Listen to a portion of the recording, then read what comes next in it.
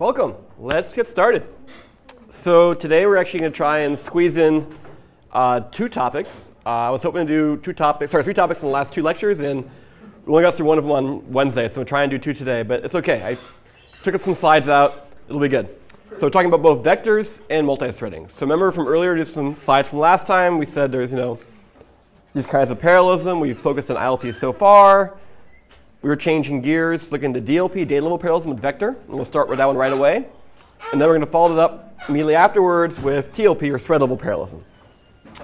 And so as I said, these are kind of these maps, these architectures where we already discussed VLIW so far, especially with VLIW. Today is going to be vector multi-threading, which are DLP and TLP. So if you have DLP, one great way to exploit it is SIMD, or SIMD, or single instruction multiple data. That is, you have one instruction. Oh, it's on the wrong screen. All right. You have one instruction encode how to work on multiple pieces of data at a time. So as I finished off last time, I described something referred to as pack SIMD, where it's a very simple way to modify your ISA, where you just simply say that, an add is still an add, but its add is going to add multiple elements at the same time. And so initially, they just packed more elements inside the same size registers, just smaller. So for example, if you had a 64-bit register, you could say it has 2 32s or 4 16s, etc.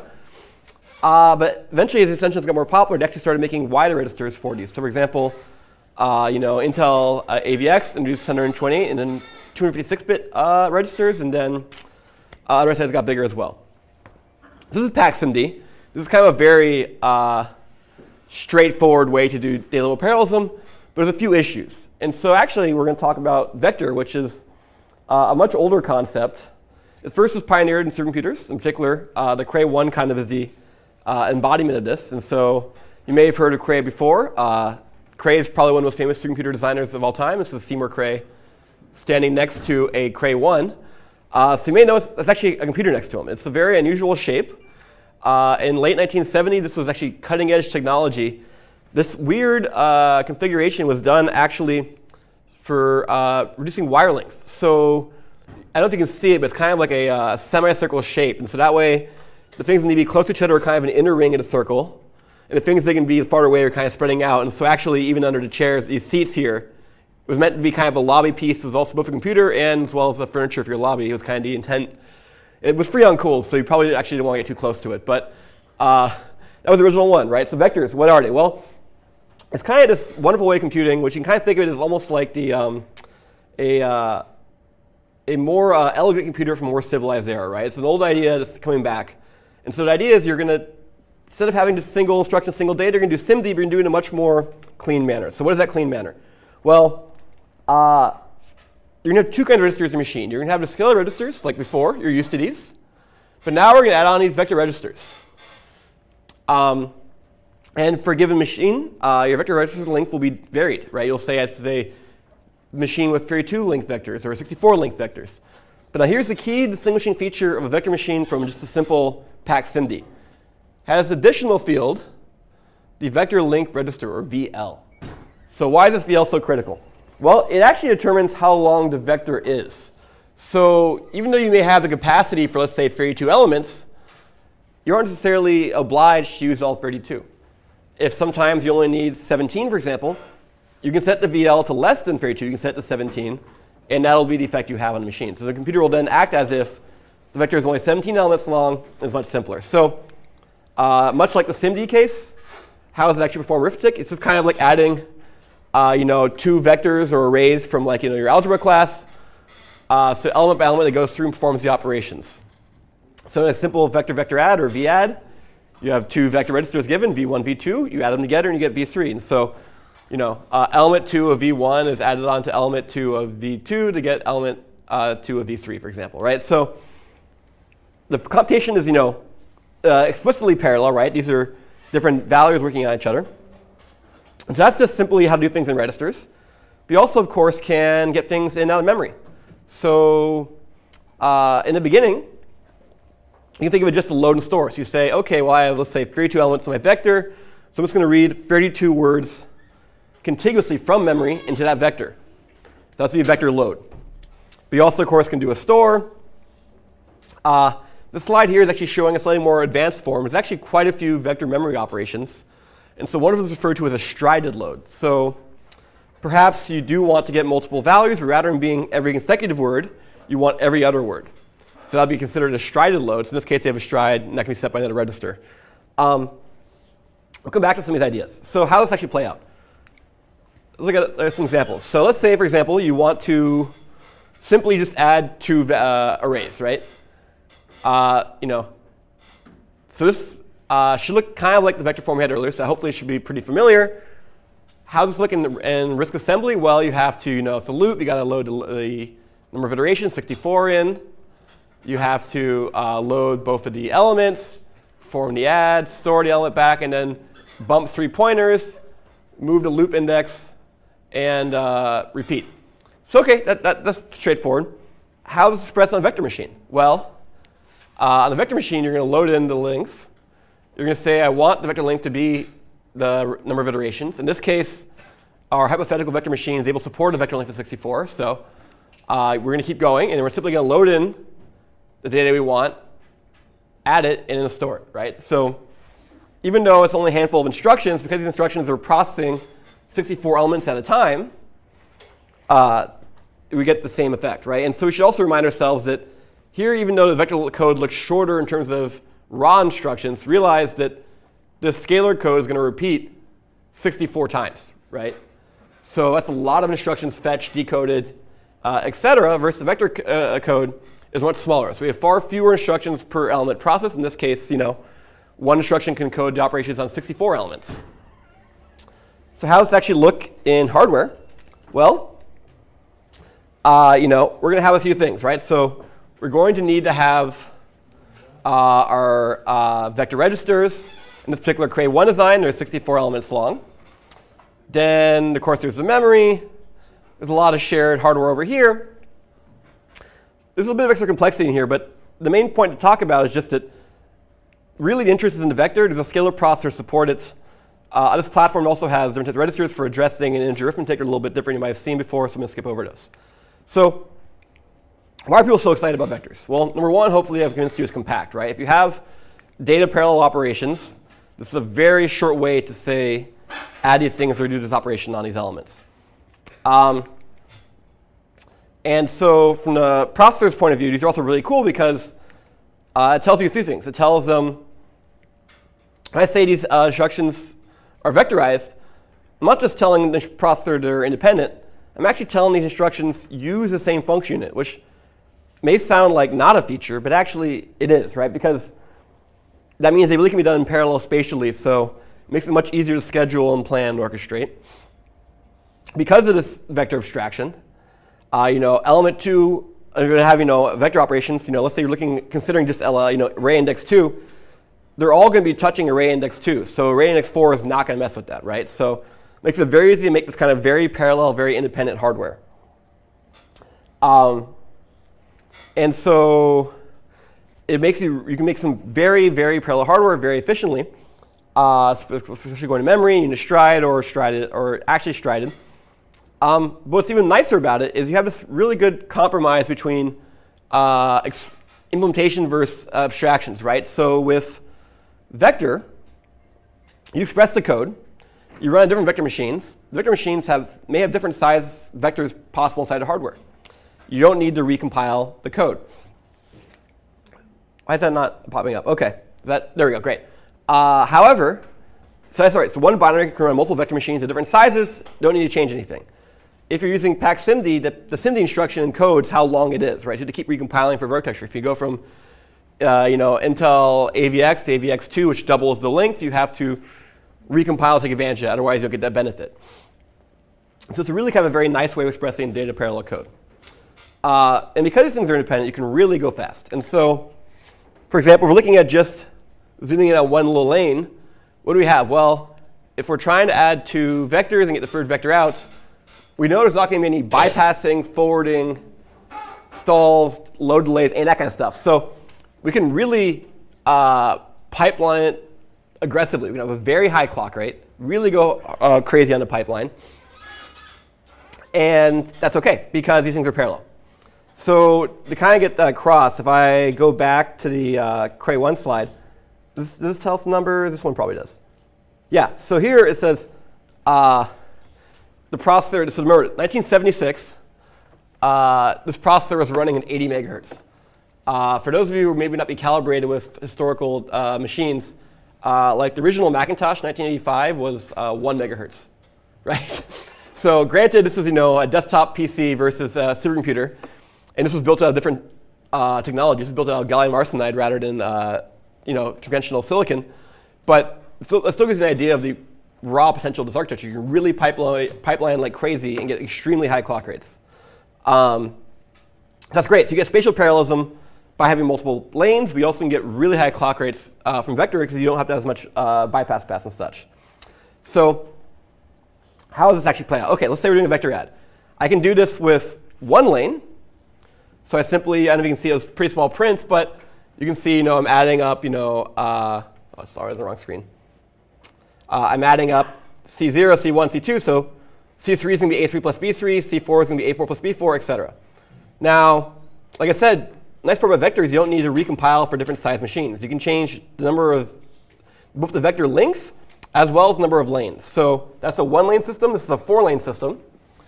Doesn't need to change the code. And now you can see how it's stripped across, right? So in this particular case, they chose to go interleaved, right? So this is C0, C1, C2, C4, C3. And so going back up, it's 048 or 159. But you can see how it's split across it, right? So in this case, you are going to get that ideal 4x speed up from 4 times the hardware, which is what you want. So this is a really nice design. So this is for doing arithmetic. Now if you look at how it does memory, well, if you have a lot of these things going in flight, potentially requesting data every cycle, you're going to need a very high bandwidth memory system to keep up. And so, for example, back in the Cray system, this was very carefully balanced, where they decided, OK, wait, what if we have 16 banks? And guess what? Each bank, when you perform a request on it, it's going to take 4 cycles. And then perform the arithmetic and everything else take 12 cycles. Well, then you realize that works out just perfectly, right? Where that means for a given, and if you request a different bank every cycle, by the time you loop back around, this is now free again. This is perfectly interleaved and set up that way. And so 16 banks and 16 cycle latency, you can loop back around 1 bank per cycle and you're perfectly fine. So the bandwidth is totally matched. Now, that's just looking at one little lane for memory. As I kind of showed earlier, you can have multiple lanes. And typically what you do is you kind of cluster the registers with their own functional units. And they're kind of spatially disjoint because for most vector memory operations, vector operations, they don't interact at all. Element 0, multiple registers interact with element 0 and other instructions. It's not going to talk to element 1. So they can be put in different pieces of hardware. And we do need to interact across them. Some architectures had interlane bypass paths. Other ones require you to go to memory, depending on the ISA. So yeah, so then, of course, I said each lane is kind of this cluster of function units and segment the registers. And they're going to label the rest of the parts. So this is kind of a conceptual diagram. Look at a die photo from a research processor not a couple years ago, 25 years ago. You can see that it actually is visible. So it's kind of nice in the late mid-90s where chips were small enough that you could still kind of recognize structures in them. I don't know if you guys can make it out in this photo too well, but each of these very regular structures that's kind of long and skinny are the lanes. And this particular design was a 8-lane vector machine. This processor was significant because it was the first single-chip vector machine ever built. And you can see that you have these very regular, nice vector lanes for the data path.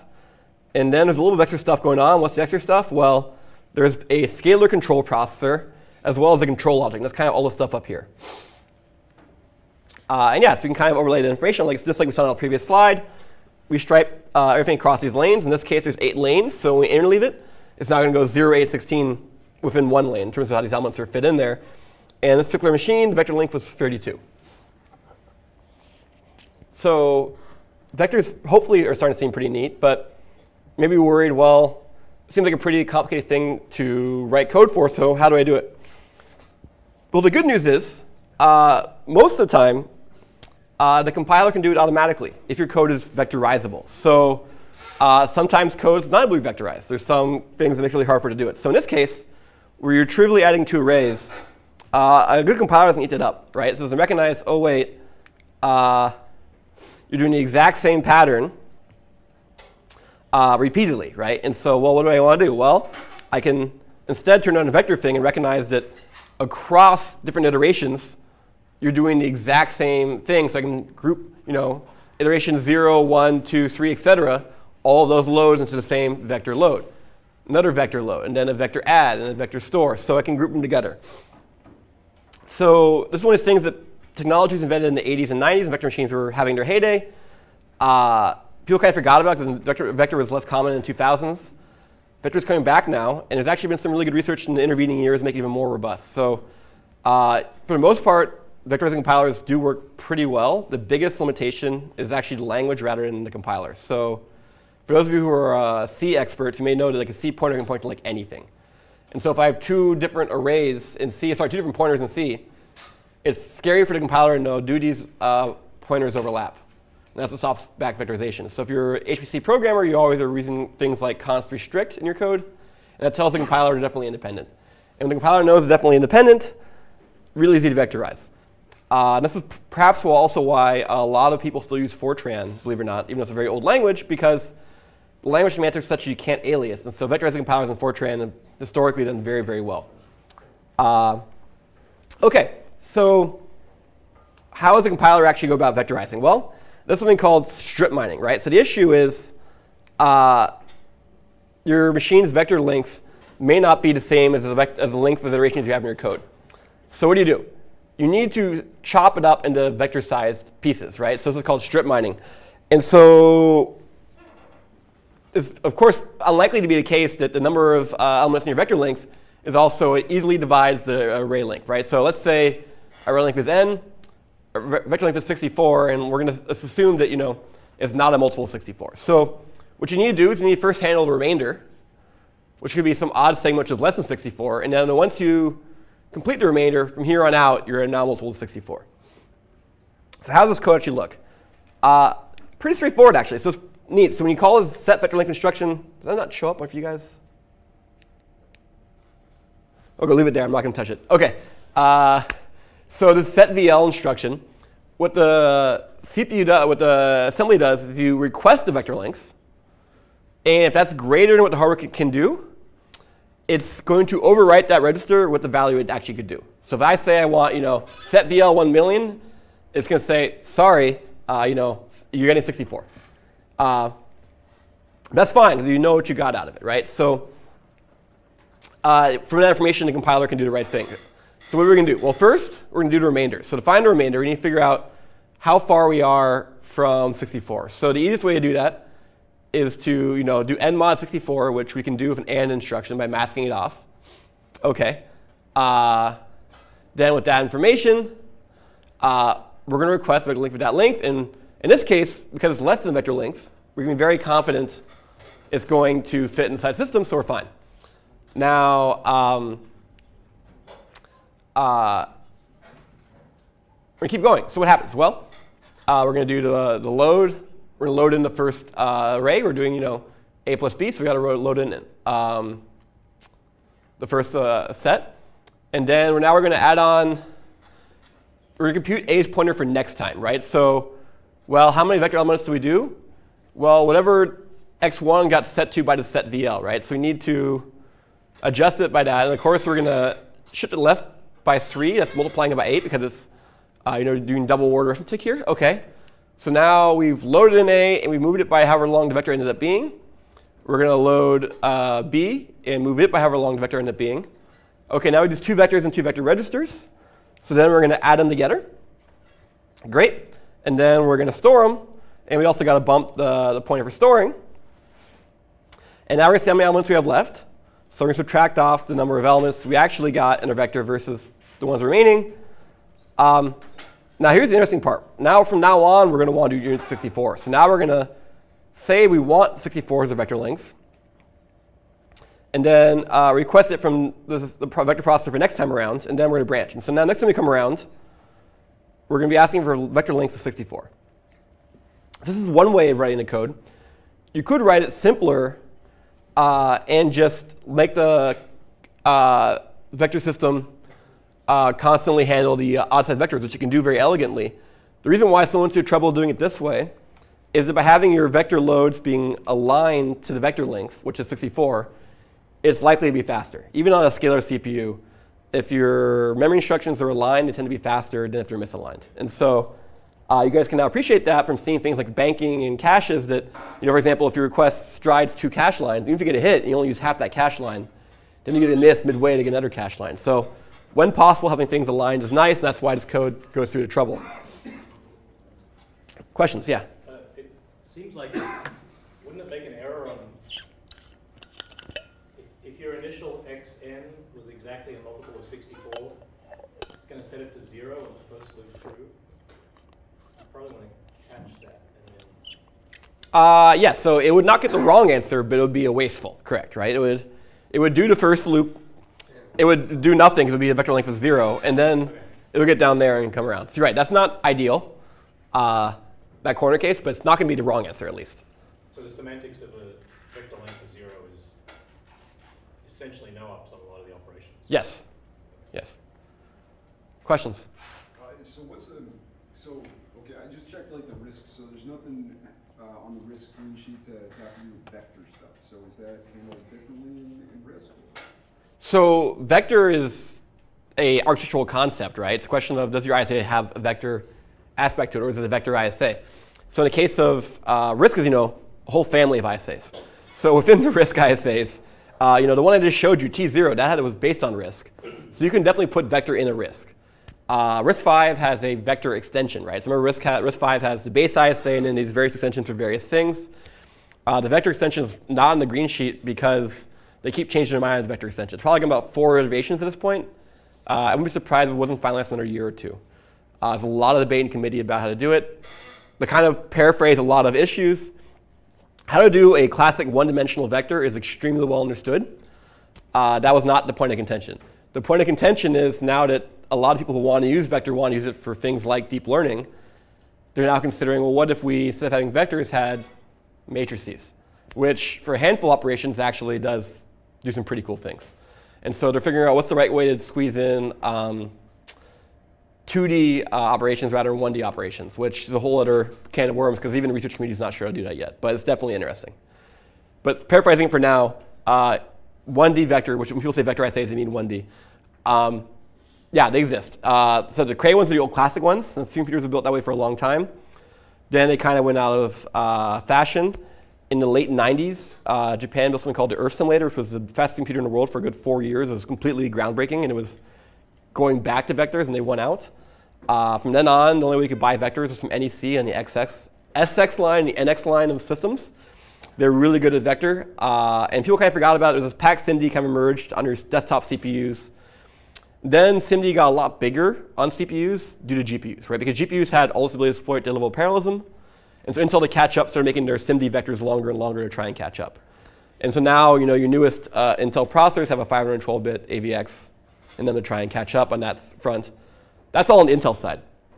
On the other ISA side, RISC-V has a vector extension, ARM has a vector extension. The ARM vector extension is farther along. It's been standardized for 2 years. There's a supercomputer they're building this summer to go online by the end of the year in Japan. They'll be built on that one. So part of why I should give you a bit more context. I deliberately put more vector content in this course compared to prior offerings because I believe vector is regaining importance, and that's a good thing for you guys to know. It's a long answer. I'm not sure it was your question. Yeah, no, that was the answer I was looking for. So for vector loads, does that generally mean you have to do multiple loads for memory? One load instruction encodes multiple elements being moved. So in the most simple vector load, you have your start address, and then you load just vector length elements from memory contiguously into that register. But there's all sorts of variants where you can say, okay, I want to do a strided one, or I want to, between every element, go 2 or 4 elements, whatever that value is, which happens for some communication patterns. For some very clever people in linear algebra or other things, you can imagine, for example, a strided load you want to do on a matrix. When you want to all of a sudden go column major, versus row major, right? You're going to have to do a strided thing. That's actually a totally different problem. I was just wondering about like the actual like the block size versus, because I was just thinking maybe this is totally a like bad way to think of things, but I was thinking of DRAM being able to load, you know, like loading in rows which are sized to fit in this cache, but then this vector, you know, the vector operations must have a separate, you know, separate registers that are wider. Yeah, so vector registers typically are wider. You know, normally there are, you know, more elements than one. Usually, you know, at least 8, 32, 64, etc. Some of these old systems in like the 80s, like the Cray Y, I think it was like 1,000. And I didn't talk about in this lecture, there actually were a few vector machines where there were no vector registers. It was all vector around memory, right? That's also possible. But yeah, so is there some sort of like simultaneous like multi-row read functionality that like fits in with this vector thing? Oh, so how does DRAM provide enough bandwidth? Is that the question, or? Yeah, otherwise I would think that the data, just moving around the data would take so much time. Like that. So it turns out that your actual data path is pretty good at moving data, and usually if you only request one word at a time, like we would with a scalar CPU, you're actually not really doing a lot of bang for your buck. Right? If you can move a whole cache line, which is 512 bits, if you're only loading 64 bits at a time, right? And let's say you get cache hits most of the time. So you get cache hits most of the time, but your memory system is designed to deliver you 512 bits all at once. It's going to be sitting pretty idle, right? Versus this thing is really pulling the data. Vector machines definitely do require more bandwidth. So to build a proper vector machine, you definitely want to add more memory bandwidth to your system. And unlike scalar cores, they actually can use the bandwidth, right? So yeah, so typical vector machines can have the most. So right now, if you had a budget to buy, you know, one top of the line workstation for yourself, you could spend, you know, what is it, 20,000 for the best NVIDIA Volta card, and that gets you about a terabyte per second of bandwidth. If you actually spent like $8,000, you can buy a vector processor on a PCI card, which actually has almost like 2 terabytes of bandwidth. They actually put in more bandwidth because the vector can drive more in the GPU. And that thing has less flops than the Volta, but if your code's irregular, it's going to do much higher utilization. So yeah, these things have a lot of bandwidth typically. And like I said, because of the semantics of everything being so parallel, it actually can drive that bandwidth. Question? Is there any specific reason we do the remainder first instead of last? Like I was saying, the reason why is they're trying to get it aligned. So by doing the remainder first, the later ones are now all aligned. Depending on semantics of your ISA and your platform, unaligned accesses are either incorrect or just slower, right? So in this case, presumably they're maybe a little bit slower, so we're going to get it aligned first and then get the faster rest case. But yeah, you could do it at the end in theory, if there was no performance difference. OK. So this is, like I said, a whirlwind tour of vectors. You could have a whole course on this. There's a few other aspects that I say I wanted to point out. So one might be, well, if everything's all parallel, that's great. But what if I don't want to do the same thing to every element, right? So once again, I have a different version on here, here, and here. I have no idea why this happens. In this case, here we're trying to copy things selectively, right? So things that are positive, we're going to take from B. If they're negative, we're not going to take from B. So what do we do? Remember from VLIW, that thing called predication, where we decided we would tag operations within those VLIW bundles, and if we should do them or not? We can do the same thing for vector. And here they're calling it a mask, but you can think of it as a predication, right? Where you're going to perform that Boolean operation on every element, and you're going to have a bit vector where each bit corresponds to one element in your vector length. And based on that, you either are or are not going to perform a vector operation. Right? So if I get to the example, do we see it? Yes, great. So here's a little snippet. In this example, we're going to initially turn on the bit vector for all elements, so all things are available. We're going to load in A, great. Then we're going to perform it as a greater than. So we're going to say, is the element greater than, right? So even though it looks like 2 registers, right? Remember, this is vector length long. So we're doing vector length comparisons. So we're going to have vector length results. And those are going to go into the predication register, right? So it's not shown here, but you can imagine there's one embedded in the ISA. Oftentimes there's multiple ones. You actually like label inside the instruction which predication register you're using, or mask register if you want to call it that. So now, what do we do? We're going to pull. So the predication register. Sorry. So we load this in. We're going to load in B. And so B is now going to be influenced by the mask. So like I said, the mask variable register is not shown, but if things are true, it'll be affected. And then when we store it, it's the same thing. So we're only going to bother overwriting things that changed. So both the following load and store in this example, after this greater and after we set the mask, are going to be impacted by this. This is the way you can kind of have the ability to do some kind of control. Rather than being required to have every single element go the exact same way, if you have the case where you want to do an if or an if else, you can use masks to handle that. OK, I think we're ready for peer instruction then. Sorry. Question. Oh, we're not ready. So XA is the raw data. X, XA is now the data. no. XA is a scalar register. That is the address of where you're going to do this operation in memory. So yeah, maybe it was a great question. It makes it more clear. So in a vector processor, typically you have a vector processor and a scalar control core, a scalar processor attached to it, right? So you can kind of think of the vector stuff as an extension or a coprocessor, but typically for things like branches and everything else, you're going to want that scalar core around. And then when you want to do the real number crunching, you use the vector core. And so in this particular ISA example, both are visible at the same time, both the scalar registers and the vector registers. So vector ones are V's, scalar ones are X for integer, F for floating point. So XA is a scalar register used to hold the address to load vector A from. And that's why we're going to store back to it again later on. Yeah, I guess that's what I was. Yeah. Okay, cool. Good. Questions? Could you go over the maskable, like how that works again? So basically the mask is, so for whatever your hardware vector machine length is, let's say in this case 64, we're going to have a 64-bit vector, bit vector, right? So 1 bit per element. So then so this CVM is going to, it's basically saying clear vector mask. So basically, we're going to set this all to 1, meaning if I do any vector operations from now on, every element is going to be used, which is what we expect. Now, if I use the mask, the greater than comparison, I'm going to set those bits according to some predicate. In this case, the predicate is greater than. And ones that are true or versus false are going to get zeros and ones.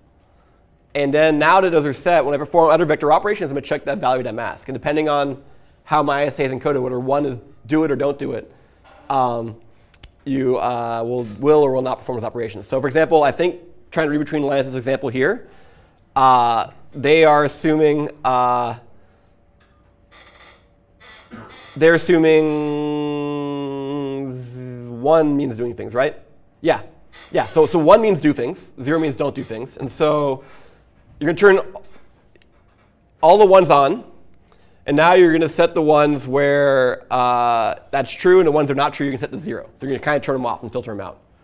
And so then when you actually perform the vector load, when it comes time to do, let's say element 3, it's going to read that third bit in that mask register to see, oh wait, should I or should I not perform this operation? And now in practice, of course, because you have all these parallel things streaming through, it's probably already loaded the data and already performed the computation. It's just not going to write it back. Great. Another question. I was thinking of situations where the compiler wants to try and get your code to have only 2 branches at any one time to try and generate this sort of code. Yeah, so this is a more general issue with predication, where basically once you start going with predication, you're kind of losing parallelism in a way, because you're exactly right. The more your code diverges control-wise, the more different code sequences you're going to need to have, right? So every possible code sequence requires its own set of instructions. So versus, if you had a true MIMD machine, like a truly independent instruction, truly independent things, different things go different ways would not be a problem. If you're using a converged thing like this, where you have a single instruction controlling multiple things in parallel, they can't do different things, right? It's vectors saying all these elements get the same operation. If they want to do different operations, I need to do it at different times, different instructions and predications. So yes, you definitely don't want to have too much of the branching. Question? It seems like this is really applicable to integer operations, not floating point. I mean, do you see, is that? I think it applies to both. Depending on your workloads, you may have a lot of integer or a lot of vector, or a lot of floating point for vector. It's just data parallelism, right? The point is you have some sort of application in which many operations have the exact same operation being applied to them. Doesn't mean the same value, the same operation, right, is the key word. The lane layout on the integrated circuit, it seemed like it would be tricky to have multiple functional units in every vector. You could. I mean, it depends. Also, you'd be surprised on like a floating point. So on integer, add is tiny, multiply costs some amount of hardware. Interestingly, on floating point, it's the other way around. Floating point multiply is cheap. Floating point add is the expensive one. But people do floating point adds all the time. So you have to put the add in too, and very often they're the same unit. And so it's like a floating point adder multiplier kind of thing. And sometimes we're even integrated together. We have FMAs where floating point and multiply accumulate the same thing. Great. I think we have enough time to do pure instruction and keep going, so don't worry. Here I have two loops. And pretend you are a vectorizing compiler. My question to you is, are these vectorizable? So for each of these loops, yes or no. And then, of course, encode it accordingly to A, B, C, and D. So what do you think? If you were a vectorizing compiler, could you somehow turn this into a vector of independent operations? So think that one over for a second, and we'll take an individual vote in just a minute.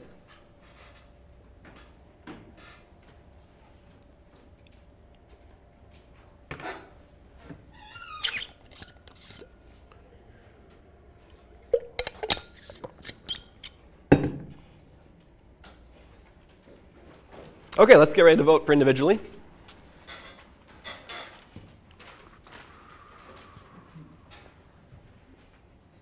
There we go. Great.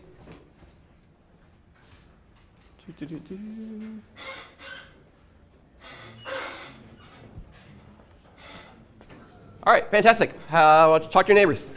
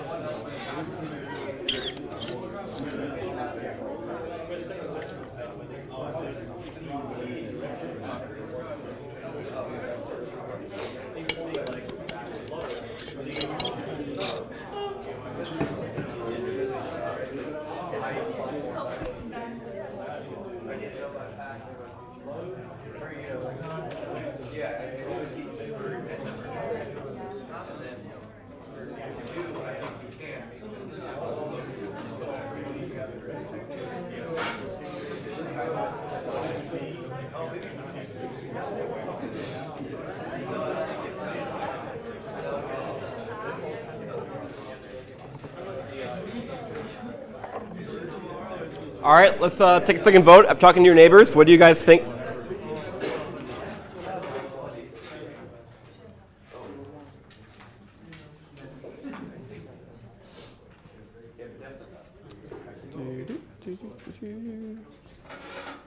Okay, great. Fantastic. Okay. Let's see what the group thinks. So the group individually had a strong bias for C, which was yes to loop 1, no to loop 2, but also D. So people seem confident loop 1 is possible. OK, and what about talking to your neighbors? Now people are, people think loop 2 is possible, but not 1 is now increasing in numbers. This is going to be the easiest one for me to explain yet on pure instruction. And that is for both of these two loops are the next 2 slides. So, OK. So the first one, vector reductions. What do we have? Well, this is a loop carry dependence, right? If you look at the semantics of this, a previous iteration depends on the value of sum, right? If I'm in iteration 10, I need to know the value to sum from iteration 9. So if that was the case, it's not parallel because each loop depends on the previous iteration, right? It's technically not parallel. So your vanilla vectorizing compiler is going to see this and be like, uh-oh, can't do this. However, if you write a library to be high performance, you can get around this, right? So what do? You are going to perform the operations in a different order. In particular, what you're going to do is rather than, so in original code, you were simply going through an array one element at a time and adding them onto the sum one element at a time. Now with a vector system, what are you going to do? Well, we can start drawing these. So you have this. So originally you had, scalar, you would just say, sum. With vector, why do it one at a time, right? So why not sum up, 4 at a time, and then add those to 4 at a time, right? So maybe I should start connecting these, right? So this is, added, you add, here you're adding, 4, or whatever it is at a time. So you can add the whole vector length at a time. So you can go through your array a vector at a time. So that's really cool. And so then what happens, when you finish that first loop, you're going to have one vector length worth of partial sums, right? And so how do you get those partial sums down to a single value? You do it a few ways. If you were lazy as a programmer, you could just write a single scalar loop to go through the vector length and add them up one at a time. If you really want to use the vector machine to its full potential, you're going to do that as a binary reduction going down. So you have full vector length. OK, we'll split that in half, right? So add the first half to the second half. OK, and then you do that recursively again. So add a quarter plus a quarter, and then an eighth plus an eighth until you're down to one element. That's what that second do while loop is doing. You see it keeps going until the vector length is 1. And what's kind of cool is once again showing that power to the vector length register in the vector machine where you write this code once, you compile this once, and if you're on a different platform with a different vector length or a different number of physical lanes, this is still going to work out great. You don't need to change anything. It's not just going to be correct. It's still going to be fast. So the vector is definitely a really nice abstraction. This is why people are so excited about bringing it back. So to cut to the chase about loop 1, is it vectorizable, yes or no? It really is, it depends, right? If you're doing strictly, the answer is no, because this second set of code here where we did this reduction is actually semantically different, right? We were technically adding the values in a different order, right? Originally, this C code says I'm adding element 0 to element 1 to element 2 to element 3. The second set of code says I'm adding element 0 to element, let's say, 64 to element 128, and then you're doing some reductions later on. So the order of additions are different. So normally we're used to associativity where, A plus B plus C equals, some other ordering, right? We can do it in a weird order, and that works out. For things like floating point, that's not guaranteed. So this is why, for example, on a compiler, be afraid to do this by itself. Now, there are compiler flags, things like fastmath, that tell it, do whatever you can. It's probably OK. And this comes up. However, if you're really worried about reproducibility, you might be hesitant about this one. But so yeah, yes, it's possible, but you're going to add it in a different order. So it depends if that's OK for your application. So already, I'm going to confess, for the last slide, there wasn't a single answer, right? Because already I'm kind of saying for loop 1, you can argue it's yes or no, depending on whether or not you argue you can change the order of addition or not. OK, what about the second one? The second one's actually what we call a scatter-gatter.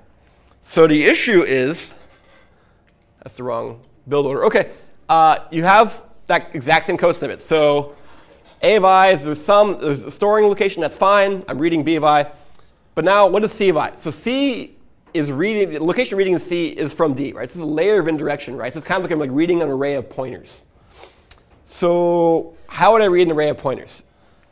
Turns out there's a vector instruction I have not taught you about yet called a gather. So a gather, rather than taking a single address, takes an array of addresses. And so there's an address per element. So in a vector load, you take one address and you load an entire contiguous vector. With a vector gather, you take an array of addresses and you load each address in each element. And this is one of these instructions that's really, really powerful in the vector machine, because you can get a lot of SA memory requests in parallel. With that gather instruction, you can have vector length parallel things. So in this particular case, the way the assembly expresses the gather is this VLDX, X being for indirect. And so what are you going to do? Well, you're going to load into vector C, starting from address XC, which is a scalar register. You're going to add on offsets from a vector register. So that's what that index is. So that's the gather.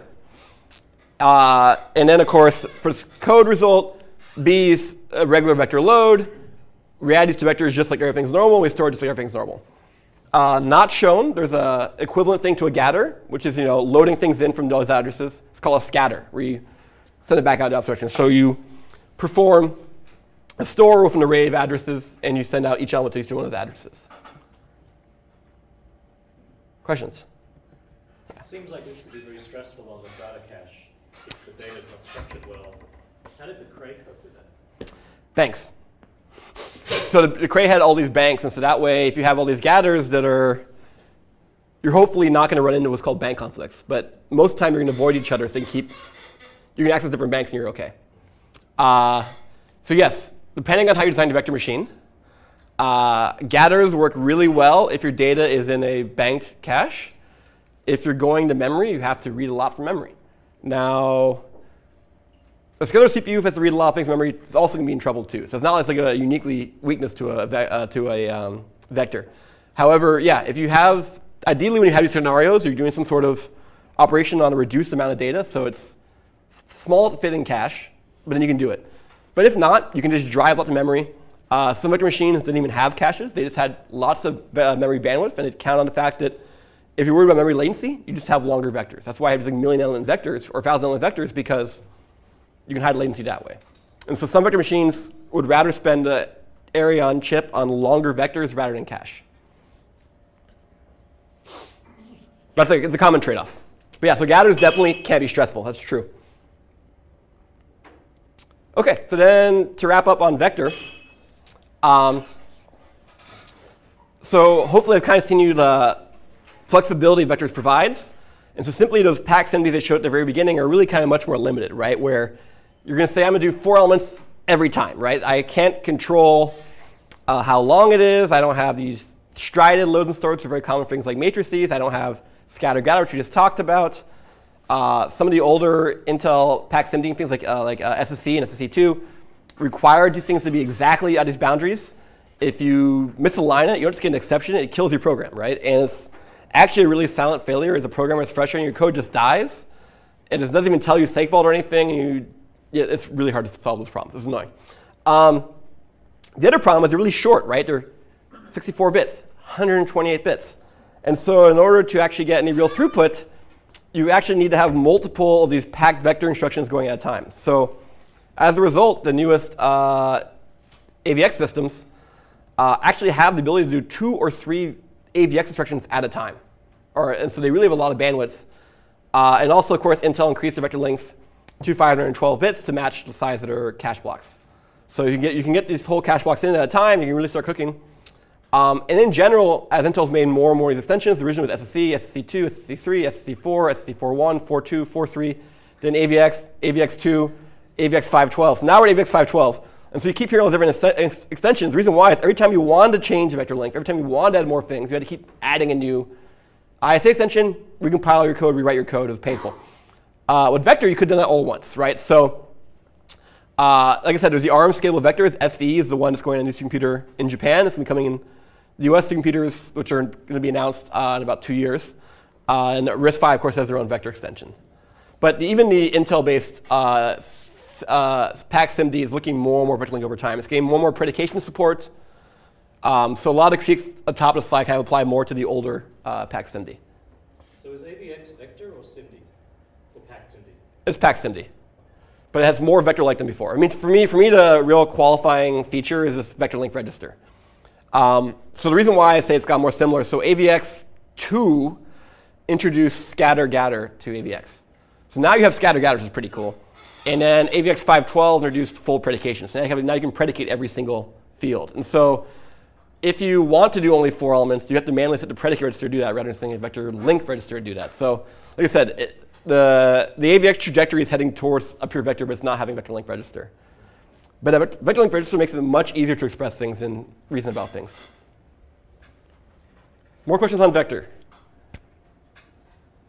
OK, I'm going to do announcements and quickly ship the multi-threading. And I think we actually can get through it in the amount of time we have left. This is perfect. So I don't know if you guys saw last night, we posted the ESES lab. It's due a week from today.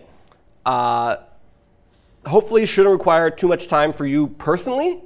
but your computer may spend a lot of time spinning up. So I recommend looking at it sooner rather than later, and then getting good at scripting, so that way you aren't sitting there waiting for things and launching new jobs. And then you can just leave your thing running overnight. Would be the goal. Hopefully it shouldn't take a whole night, but my advice is it won't take all night. It might take like an hour or two, but if you run it the first time, maybe your script's wrong, and you need to run it a second time. So if you wait till the last night, you're not going to have as many times to iterate on the process. As talked about before, the 2 readings are due on the last week. In between those, we have a homework, and the project's due 2 days before the final to give you guys the most amount of time to work on it. OK, so jumping into multi-threading. So before we talked about ILP, instruction level parallelism. That's getting more instructions from a single stream. DLP, which is data level parallelism, getting more data per instruction we process. Some workloads don't have a lot of either, right? There's a lot of dependent instructions. There's not a lot of ILP there, and there's not a lot of data parallelism. However, there's a lot of other types of parallelism. Most commonly is what's called TLP, or thread level or even task level parallelism, right? Imagine you're running like a web server, right? You have many users requesting stuff from you. You're not going to have the same kind of DLP you might have like image processing. We have, each pixel has the same operation done to it. You have many pixels, and you can get that same kind of thing. But you still want to exploit this parallelism. So what do you want to do? Well, you want to exploit this TLP. So today we're talking about multi-threading, which means multiple threads inside the same processor. Next, we're going to talk about multiple cores inside the same system. So today, multi-threading is talking about how to have multiple threads within one processor to get more utilization. And the fundamental requirement is that my workload has multiple threads. So that's provided to us by the programmer. Compilers is automatically multi-thread or been tried for years and not to work too well. So usually it's provided by the programmer or application. OK, so let me build a slide first. OK, great. So here's our good old 5-stage pipeline we know these really well. In this case, instead of having this being this is the 5-stage risk pipeline we're used to, but our system's a little different. We have 4 threads. And they're not just 4 threads in the OS sense. These are 4 threads exposed in our hardware. So from the programmer's point of view, I just see not 1 CPU, but I see 4 CPUs of a quarter the speed. Now what's nice about this, though, is that because there's so much time between one thread runs and when it runs again, there are no potential hazards or data dependencies. So I don't need to put bypass paths in. So taking those bypass paths out lets me go with a higher clock rate and saves hardware. And so in this case, it's actually really nice. I don't need bypass paths. The downside is, of course, that I need to have a workload of 4 threads. And my workload doesn't have 4 threads, or is not evenly balanced across those 4 threads, and it goes slower. But when you have these kinds of workloads, multi-threading can really work really well. So how does this actually look in the pipeline? Well, you can take that same old risk pipeline and just simply have 4 register files and 4 program counters, right? And you can imagine how you just have a little counter count within thread 0, thread 1, thread 2, thread 3, thread 0, thread 1, thread 2, thread 3. That's the thread select counter down here, which is only 2 bits. And then we simply just choose which register file we are reading from or writing from and which PC we're executing from. So this is like the simple application to it here, where we have these threads kind of mixed together. So at a minimum, like I said, each thread has to have its own program counter, and GPR, general purpose register, is a register file. Depending on semantics of your ISA, you also need to have some additional stuff for virtual memory, like your page table base register, anything associated with exceptions. So these are all kind of the ISA visible state. And of course, for every thread context, you have that ISA visible state there. Now, there's some kind of more ISA invisible things that happen, right? So when you start having multiple threads share the same CPU, they're going to start bumping into each other in terms of cache capacity and cache hits, cache misses, in the TLB, et cetera. And also, now if you have multiple threads, so depending on how you set your system up, it depends on if you have a hardware or software scheduled system. There can also additionally scheduling overheads determining how to schedule threads or even allocate work across threads. So on the notion of thread scheduling, the earliest systems, and this you see is over 50 years ago, multi-threading is an old idea. You just simply rotate through round robin. And so, every thread gets to run every n cycles. If it's your turn and for some reason you're not able to run, you get a bubble, nobody else gets to run. That's not great. Not much later, people realized, oh wait, that leads to a lot of unused resources. So they started saying, okay, what if we let some sort of software OS interaction decide how to interleave these things? That was definitely an improvement, but it was still fixed. It wasn't dynamic. It was just you could change that rate at which threads are rescheduled. And then it wasn't until years later people realized, okay, wait, we have to let the hardware detect which threads are ready and only execute threads that are ready to go. So if you have enough threads in your system, and just pick one of the ready ones. So you kind of have to a little bit overscribe system to make that work, but you can do it. So this is a very abridged form of multi-threading. So some of these systems got taken quite far. Actually, just to give you a flavor, I think, yes, I have a hidden slide here. A couple hidden slides. Great. So that HEP machine, you can see 120 threads per processor, right? So it's a very different style of architecture. Why is it doing that? Well, there's no cache. It's counting on different threads to hide the latency. And just like the vector machine, because there's no bypass paths, you can, in the course of the supercomputer, you could build it at a really high clock rate. 10 megahertz was very high for 1982. So that was the original machine in this system. They actually kept building these. So the next one was even more extreme. Multiples processors, and each of these processors 128 threads. And yeah, it was also gallium arsenide. And they kept building more and more of them. But to see how this plays out, how does it work? Well, let's go from here. What happens? Well, you have instructions coming in the fetch, and then so VLIW, which we know, we learned about VLIW. So you can either have an arithmetic, a memory, or a control.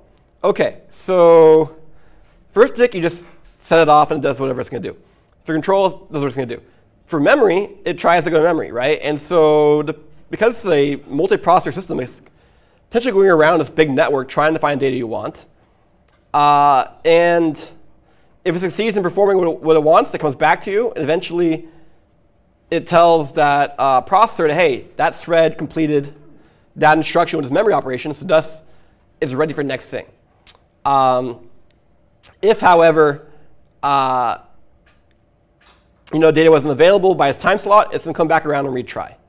So even in the best case, because this thing is designed for high thread counts, you couldn't execute back-to-back instructions from the same thread for at least 21 cycles. But for memory operation, it's 150 cycles. This is a really extreme, exaggerated case. But it just kind of shows you how, rather than dealing with latency with caches, you can deal with it with threads. It's kind of the aggressive goal. So this is kind of the very extreme extent. And this is kind of the direction supercomputers went in that time period.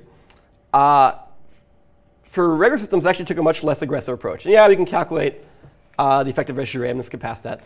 So this is actually some really cool research from the 90s that found its way to mainstream computing. So if you actually look at an out-of-order superscalar, and you track what it does cycle by cycle, it's kind of hard on this plot to distinguish all the different colors and patterns. But the key thing to recognize is that these are workloads on the horizontal axis, and this dark black at the bottom, that's the processor doing useful work. Everything else is some flavor of stall or underutilization. And that's what this work found, is that the composite on the right showing the average, yeah, it's doing work, was that 20% of the time, 15% of the time? The rest of the time, there's some kind of stall or underutilization. And this is, of course, done from software simulation on an 8-way superscaler, which in 1985 they were not quite yet building. But that's some really cool insights. So here's a few terms to explain this. So you think about your system where time's going vertically, and the issue width as a superscalar processor is horizontal. So every time you try to issue 4 instructions per cycle. So in this case, the green is the unused ones. And so if there's completely idle cycles, that's vertical waste, where that entire instruction slot, I couldn't do anything. OK. Now, there's also something called horizontal waste, which is for a given cycle, I only use not all 4 of my slots. I only use 1 out of 4. No waste is here. I use all 4 slots. That's great. But here I only use 1 out of 4. Here I use 0 out of 4. So what can you do? If you do what's called vertical multithreading or fine-grained multithreading, you're going to run different threads. So thread 1, the problem here was this thread had dependencies that couldn't run. So now you squeeze another thread in there. So you fill in those vertical slots. So vertical multithreading can solve those vertical slots, but there's still this horizontal waste, right? And so you might say, oh, well, that says that my system doesn't really want to be 4 wide. I should make it maybe 2 wide, or chip multiprocessing, right? And so you can do that. But what happens? Well, you are reducing horizontal waste. Now vertical waste reoccurs. But the biggest issue is now each of these things is only 2 wide. So in the best case, I can't do better than 2 wide. Right? Before, if I had the code, right parallelism, right data dependencies, I could do 4 wide. Now I can't because it's split in half. So what they pointed out was what you really want to do is you really want to pack in all those slots with multiple threads. And you want to be able to interlay them both vertically in time as well as horizontally in space, meaning that for a given issuing, you can issue from multiple threads simultaneously. And that way you're kind of looking for any available instruction possible and just packing them in there and sending them off. And so how this is referred to as simultaneous multithreading, or SMT. So that's applicable to both in-order and out-of-order processors. It's applicable anytime you have a superscalar processor, right? How do you fill up those multiple function units with threads? Now, when you try to apply this to an out-of-order system, a few things happen, right? So, of course, support each thread. And you need to have a context for each of those threads. But the good news is a lot of structures you built for your out-of-order processor actually make this easier to do. So to actually bolt on SMT onto an out-of-order core isn't so crazy.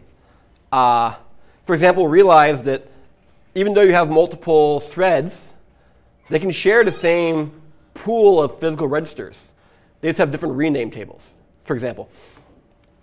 And things like your instruction window, which determines who can run, it actually doesn't need to know which thread instruction is from.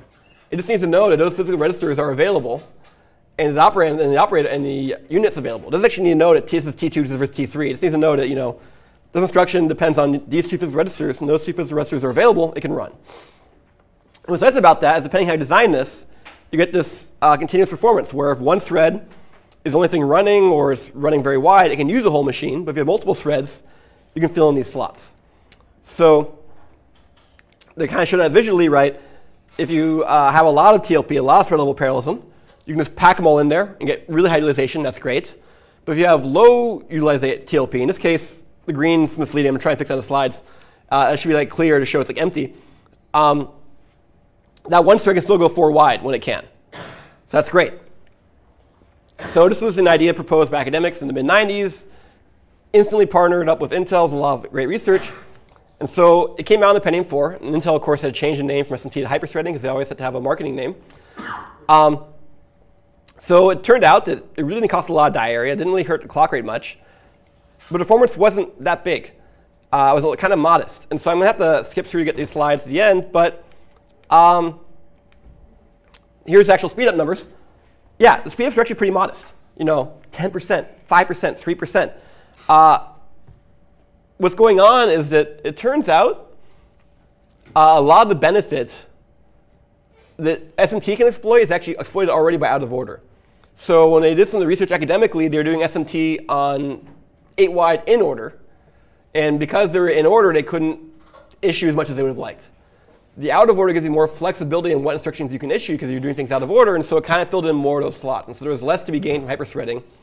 So hyperthreading was in CPUs. Then when they had power problems, they took it out. Then they put it back in.